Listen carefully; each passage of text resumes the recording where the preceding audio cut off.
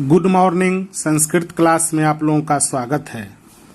हम लोग आज पढ़ेंगे करण कारक, यानी करण कारक का विशेष रूल। करण कारक का सूत्र होता है संस्कृत में साधकतमम करणम, यानी करण कारक का परिभाषा है क्रिया के संपादन में अत्यंत सहायक होने वाला करण कारक कहलाता है। जैसे वह कलम से लिखता है, यहाँ पर लिखने का काम कलम के द्वारा हो रहा है, इसलिए कलम से में तृतीया विभक्ति हुई। वह का संस्कृत सह, कलम से कलमेन, एक कलम से लिखता है इसलिए एक वचन कलमेन, और लिखता है तो लिखती। इसका फर्स्ट सूत्र है, अभी जो पढ़े थे ये परिभाषा का सूत्र था, और इसका फर्स्ट सूत्र दिया गया करने तृतीया। कहीं कहीं लिखा रहेगा करनेस तृतीया। तो करण कारक में तृतीया विभक्ति होती है और इसका विभक्ति चिन्ह से के द्वारा होता है। जैसे वह मुख से बोलता है, अब वह पुल्लिंग है तो सह मुख से बोलता है, तो यहाँ पर मुख के द्वारा चिन्ह आ रहा है, जुराब हो रहा है मुख के द्वारा, तो तृतीया विभक्ति लगा। यहाँ अंडरलाइन किया गया है मुखेन, और सह के कारण वद धातु में ती सूत्र लगा, वदती। दूसरा सूत्र है अनुक्ते कर्तरी तृतीया, अर्थात कर्मवाच्य और भाववाच्य में कर्ता में तृतीया विभक्ति होती है।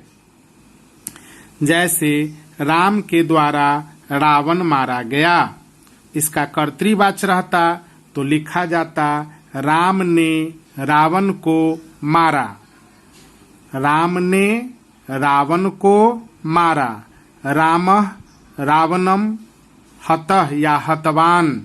कतः प्रत्यय से भी हम बना सकते हैं कर्तृवाच्य में भी, लेकिन ज्यादातर हम प्रत्यय पढ़ाएंगे तब आप लोगों को बताएंगे कि ज्यादातर कतः प्रत्यय का प्रयोग अधिकांशतः आपको कर्मवाच्य और भाववाच्य में होता है, और कर्तृवाच्य अगर बनता राम ने रावण को मारा तो रामः रावणम हतवान, हन जो अक्तबतु प्रत्यय का प्रयोग होता।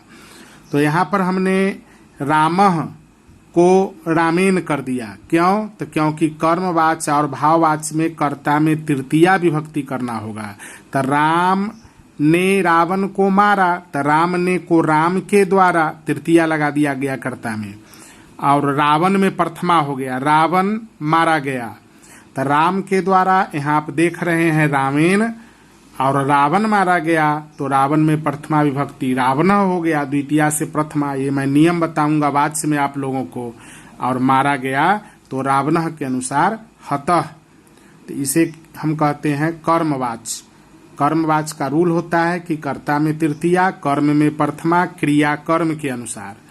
और भाववाच्य का नियम होता है कर्ता में तृतीया, क्रिया हमेशा नपुंसकलिंग एक वचन यानी स्वतंत्र होती है। हतम लिखा था तब वहां पर होता राम के द्वारा मारा गया तो रामेन हतम। तो ये सब आप समझेंगे जब हम कतः कतवतु प्रत्यय पढ़ाएंगे, तो वाच्य में इसका कैसे प्रयोग होता है, कर्तृवाच्य, कर्मवाच्य और भाववाच्य में, वो मैं आप लोगों को बताऊंगा।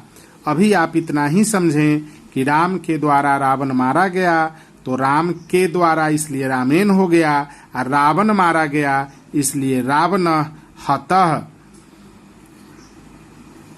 अगला सूत्र दिया गया सहार्थे तृतीया। तो सहार्थे तृतीया में क्या होता है सो देखेंगे। सह का मतलब साथ होता है, तो जितने भी शब्द साथ के संस्कृत के अंतर्गत आते हैं, जैसे सह, साकम, शार्धम, ये तीनों शब्द का अर्थ होता है साथ। और समम मीन्स समान। शब्दों के योग में तृतीया विभक्ति होती है, अर्थात के चिन्ह के बाद राम के साथ आ जाए या समान आ जाए तो हम राम के में तृतीया विभक्ति लगाएंगे।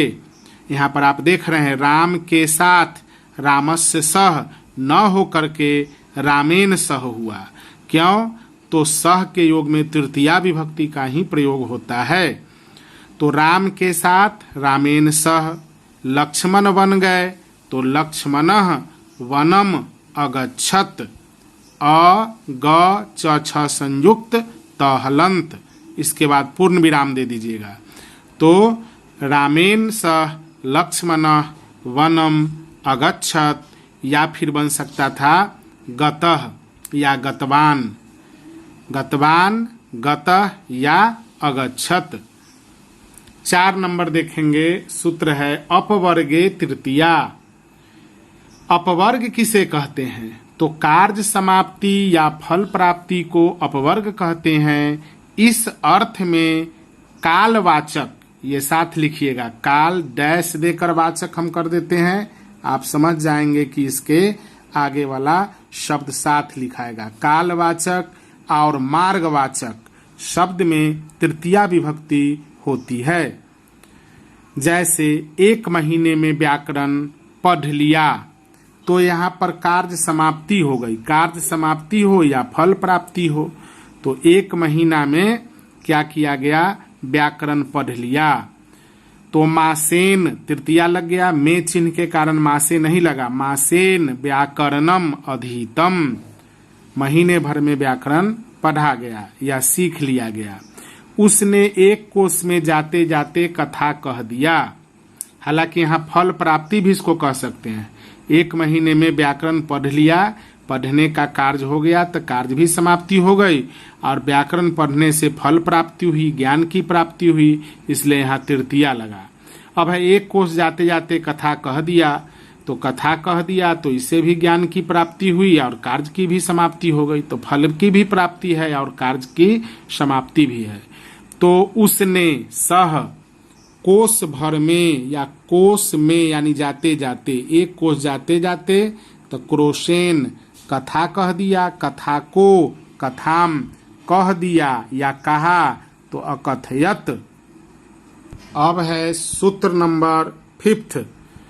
5 नंबर में है प्रकृत्यादिभ्यश्च उपसंख्यानाम। प्रकृति, कृति, स्वभाव आदिवाचक शब्दों में तृतीया विभक्ति होती है।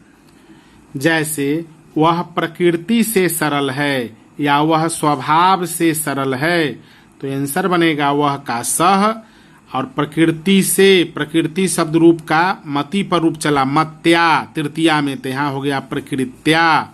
अगर स्वभाव से रहता तो स्वभावेन, तब बालक पर चलता। अ से अंत होने पर स्वभाव से, तो अकारांत तृतीया से पुल्लिंग हो या नपुंसक लिंग हो, बालक के समान ही चलता, तो यहाँ स्वभावेन हो जाता। यहाँ पर प्रकृति से है तो प्रकृत्या हो गया। सरल है तो सरलः अस्ति। 6 नंबर है येनांग विकारः। ये इंपॉर्टेंट सूत्र है, VVI सूत्र होता है, इस पर जरूर क्वेश्चन रहता है अनुवाद में या व्याख्या अंतर्गत भी देता है।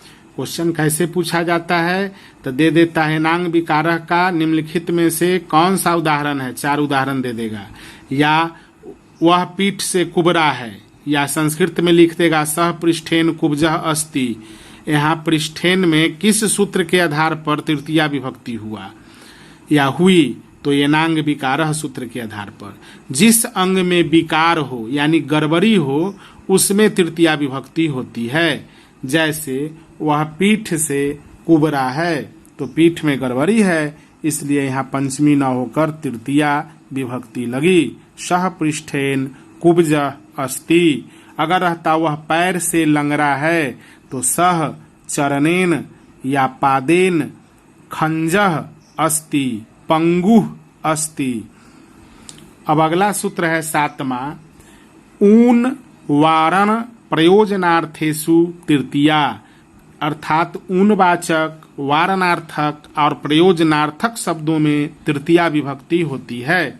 इसको हम अलग अलग भी समझेंगे। ऊनार्थक शब्द होता है हीनता का सूचक होता है, रहित का, तो ऊनवाचक में हीन, रहित या शून्य।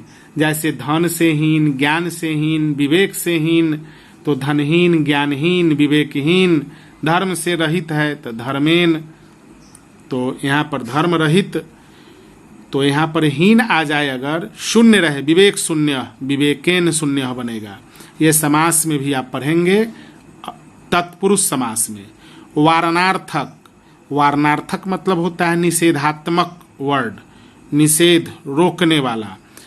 अलम, कृतम, किम आदि शब्द जिनसे किसी काम का निषेध किया जाता है। और प्रयोजनार्थक, प्रयोजन मतलब होता है के लिए, मतलब प्रयोजनार्थक शब्दों के योग में तृतीया विभक्ति होती है। जैसे वह धन से हीन है, तो हीन आने के कारण धन से में धनात् न होकर धनेन हुआ। हालांकि यहाँ पर आपको पता चलेगा धन से हीन अलगाव है, धन नहीं है, लेकिन नहीं, हीन शब्द आए तो विशेष रूल है यह कारक का कि तृतीया लगेगा। सह धनेन हीनः अस्ति। अगर कोई स्त्रीलिंग होती तो सा धनेन हीना अस्ति। कोई मित्र होता तो मित्रम धनेन हीनम अस्ति। तो यहाँ पर आप सीखेंगे कि वह धन से हीन है, ज्ञान से हीन है, विवेक से हीन है, वहाँ तृतीया लगा के हीन, या तृतीया लगा के रहित, या तृतीया लगा के शून्य। अगर रहेगा अलम शब्द, तो अलम में आप देखेंगे कि अगर लिखा रहे अलम विवादेन, तो झगड़ा व्यर्थ है, बेकार है, निषेधात्मक आ जाता है। फिर 8वां दिया है विना योगे द्वितीया तृतीया पंचमी च। इसमें आप समझेंगे विना, विना का मतलब हिंदी में होता है बिना। बिना शब्द के योग में द्वितीया, तृतीया या पंचमी विभक्ति होती है, अर्थात हम तीनों में से कोई भी विभक्ति लगा सकते हैं। जैसे राम के बिना, बिना, तो राम के रामस्य विना न हो करके या तो द्वितीया लगा रामम विना, नहीं तो तृतीया लगा, यहाँ रेखांकित किया गया है रामेण विना या रामात विना। तो रामम रामेण या रामात विना अयोध्या शून्या अस्ति। अब अयोध्या स्त्रीलिंग है, इसलिए शून्य न लिखाकर शून्या। राम के बिना अयोध्या शूनी है। रामम, रामेन या रामात, तीनों में से कोई भी हो सकता है, इसलिए ऑब्लिक दिया हुआ है। विना अयोध्या शून्या अस्ति।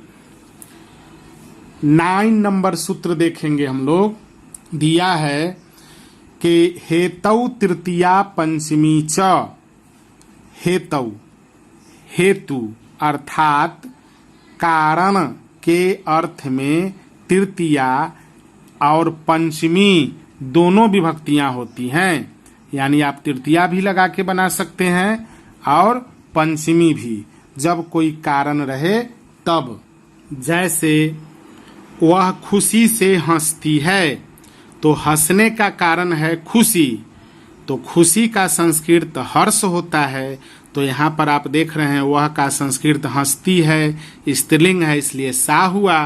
और खुशी से तो हर्षेण या हर्षात, ये मूर्धन्य श ही है, ऊपर से ऐसे आता हर्षात हसती, यानी सा हर्षेण हसती। हर्षेण में तृतीया इसलिए अंडरलाइन है, अभी आप करण कारक पढ़ रहे हैं। या ये भी बन सकता था सा हर्षात हसती। 4था नंबर है इत्थम भूत लक्षणे। तो इत्थम भूत लक्षणे वा उपलक्षणे तृतीया। उपलक्षण अर्थात चिन्ह या पहचान। उपलक्षण का मतलब होता है पहचान या चिन्ह, कोई प्रकार का निशान। तो जिस किसी के पहचान के अर्थ में जो शब्द प्रयुक्त होता है उसमें तृतीया विभक्ति होती है। अर्थात इसको समझेंगे, जिस पहचान से कोई पहचान लिया जाए उसमें तृतीया लगती है। वह पुस्तक से छात्र लगता है। अब छात्र पहचान में आने का कारण है किताब, किताब से, पुस्तक से, पुस्तक के द्वारा। तो हो गया संस्कृत सह, और पुस्तक से तृतीया लगा पुस्तकेन, और सह के साथ एक वचन छात्र लगता है प्रतीयते। सीधे रहता है तो अस्ति। अगर रहेगा वह जाति से क्षत्रिय है तो बनता सह जात्या क्षत्रियः अस्ति। तो इस प्रकार से आप लोगों ने 10 सूत्र जो इम्पोर्टेंट था ये करण कारक का पढ़ा। इन 10 के आधार पर मैंने कुछ अनुवाद दिया है बनाने के लिए। क्वेश्चन है संस्कृत में अनुवाद करें, इसे आप लोग देखें। पहले मैं क्वेश्चन बोल देता हूं, फिर आप बनाकर इसको देखेंगे, तब आंसर से मिलाएंगे। तब तक आप वीडियो को रोक देंगे, आप आंसर बना लेंगे, फिर मिलाकर देखेंगे। फर्स्ट में दिया है वह जटाओं से तपस्वी है। सेकंड है बच्चा दुख से रोता है। थर्ड में है वह आंख से अंधा है। 4 नंबर है पुत्र के बिना माता नहीं गई। 5 नंबर है वह जाति से ब्राह्मण है। 6 नंबर है सीता राम के साथ अयोध्या आई। और 7 नंबर में आप देख रहे हैं मेरे द्वारा हंसा जाता है। तो मेरे द्वारा हंसा जाता है ये भाववाच्य का सेंटेंस है, इसमें कर्म नहीं है। तो अब हम इसका अनुवाद बनाएंगे, आप लोग भी बनाकर पहले देखें, फिर मैं जो आंसर देता हूं उससे मिलाएं। फर्स्ट अनुवाद दिया है वह जटाओं से तपस्वी है। तो वह का संस्कृत पुल्लिंग में सह हो गया और बहुत जटा है, इसलिए यहाँ पर आप तृतीया का बहुवचन। तो लता का लता भी, जटा का जटा भी, जटाओं से या जटाओं के द्वारा। तपस्वी है तो तापसः, और है का संस्कृत लिख देंगे अस्ति। तो यहाँ जटाभी में तृतीया विभक्ति है, इसे हम अंडरलाइन कर दिए। 2 नंबर है बच्चा दुख से रोता है। अब बच्चा का शिशुः या बालः, शिशुः लिखेंगे तो ये साधु पर चलेगा, साधु शिशुः। दुख से तो यहाँ कष्टेन, कष्ट मतलब दुख होता है, तो शिशुः कष्टेन रोदती या करंदती। करंद मतलब भी रोना, तो कष्टेन में तृतीया विभक्ति है। ये समझने के लिए हम रेखांकित करते हैं। वह आंख से अंधा है। अब 3 नंबर में देख रहे हैं वह पुल्लिंग है तो सह। आंख से अंधा होगा तो यहाँ ध्यान रखना है, आंख से कोई अंधा होगा तो दोनों आंख से होगा, इसलिए नेत्रेन न लिख करके आपको लिखना होगा नेत्राभ्याम।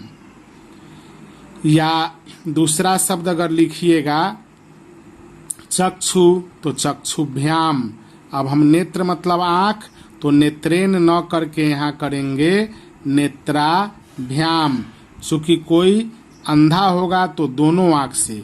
अगर रहता वह आंख से काना है तो काना में एक आंख से भी हो सकता है, इसलिए सह नेत्रेण, उसमें हम तृतीया का एक वचन यूज करते सह नेत्रेण। लेकिन यहाँ अंधा है तो दोनों आंख से होगा, इसलिए द्विवचन नेत्राभ्याम। और अंधा का अंधः है तो बना अस्ति। अगला अनुवाद दिया है पुत्र के बिना माता नहीं गई। अब बिना योगे द्वितीया तृतीया पंचमी कोई भी लगा सकते हैं, तो हम यहाँ तृतीया लगा के बनाते हैं। पुत्रेण, बिना का संस्कृत वीणा हो गया। माता तो माता लिखेंगे या जननी लिखेंगे। नहीं का न अथवा नहीं हर्षिकार लिखा सकता है। पुत्रेन बिना माता न या नहीं, और गता या अगच्छत नहीं गई। ह प्लस गच प्लस अत सूत्र लगा। 5 नंबर है वह जाति से ब्राह्मण है। अब यहाँ पर लक्षण विशेष से पहचाना जा रहा है, या लक्षण नहीं, यहाँ कहिए प्रकृति से, जाति से, तब तृतीया सह जात्या, जैसे प्रकृत्या उसी प्रकार जात्या। ब्राह्मण है तो ये बन गया ब्राह्मणः अस्ति, वह जाति से ब्राह्मण है। 6 नंबर में है सीता राम के साथ अयोध्या आई, तो यहाँ पर हो गया सीता और राम के साथ, तो सहार्थे तृतीया हुआ, रामेण सह अयोध्या आगता। आगतवान आगतवती या फिर आगच्छत। कतवतु प्रत्यय या सूत्र से भी बना सकते हैं, आगच्छत आई। 7 नंबर है मेरे द्वारा हंसा जाता है। अब ये मैं हंसता हूँ, अहम हंसामी, तो अहम हंसामी का बनेगा भाववाच्य में मेरे द्वारा, यानी अहम का संस्कृत तृतीया में हो गया मया। ऐसे भी मेरे द्वारा होता है मया, हम दोनों के द्वारा अवाभ्याम, हम सबके द्वारा अस्माभि, तो मेरे द्वारा का मया हो गया।